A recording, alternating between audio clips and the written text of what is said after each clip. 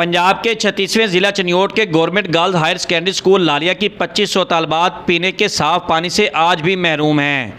महकमा एजुकेशन की मुबैना गफलत के बाइस तालबात घरों से बोतलों में पानी लाने पर मजबूर हैं।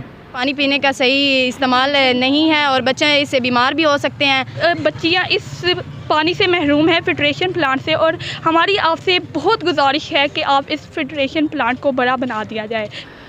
सख्त गर्मी में साफ़ पानी की मतलाशी तालबात ने एहतजाज करते हुए हुकूमती नुमाइंदों की तवज्जो अपनी तरफ मबजूल कराने की कोशिश की तो वालिदैन भी अपील करते नजर आए।